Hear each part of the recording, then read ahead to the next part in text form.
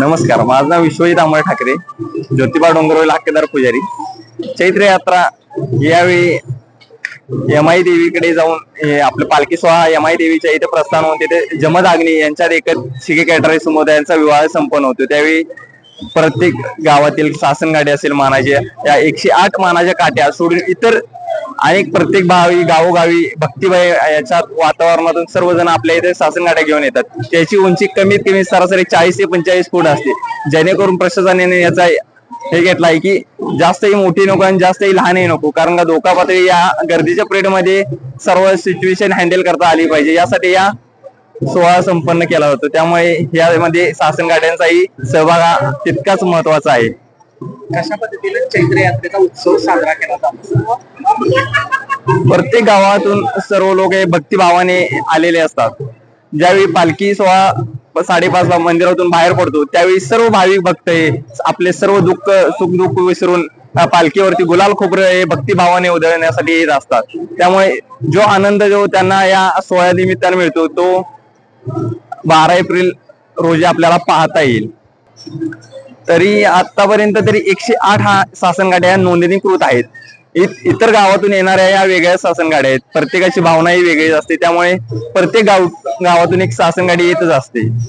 असे काय आपण सांगू शकत नाही की हजाराच्या घरात आहे.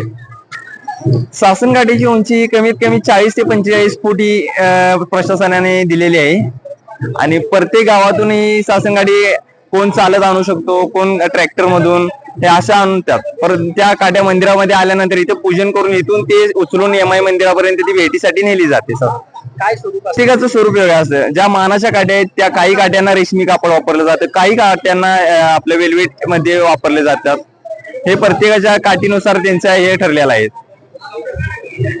वरती रेशमी गोंडा, एक झेंडा, त्याला नवारपट्टी वगैरे सर्व गुंडळून 3 काढण्या वगैरे याच्या साहाय्याने ती काठी उभा केली जाते. श्री केदारलिंग देव ज्योतिबा देवाच्या यात्रेची सर्व तयारी झालेली आहे. 12 एप्रिल रोजी यात्रा आहे आणि आजपासूनच काही भक्तजन भाविकजन या ठिकाणी येण्यास सुरुवात झालेली आहे. यात्रेच्या अनुषंगाने पार्किंगची व्यवस्था, टेम्पररी ज्या काही व्यवस्था आपल्याला कराव्या लागतात, शौचालय व्यवस्था, पिण्याच्या पाण्याची व्यवस्था, लाईटची व्यवस्था, रांगेचं व्यवस्थापन, हे सगळं नियोजन झालेलं आहे. प्रशासन सर्व भाविकांचं स्वागत करण्यासाठी सज्ज आहे. तर राज्यभरातील आणि देशभरातील भाविकांना नम्र आव्हान आहे, त्यांनी दक्खनच्या राजा ज्योतिबाच्या यात्रेला यावं आणि ते आल्यानंतर प्रशासनाने ज्या काही सूचना तयार केलेल्या आहेत त्या सूचनांचं, नियमांचं पालन करावं, जेणेकरून सर्वांना ज्योतिबाचं दर्शन चांगल्या पद्धतीने घेता येईल आणि यात्रा आपल्याला चांगल्या पद्धतीने साजरी करता येईल.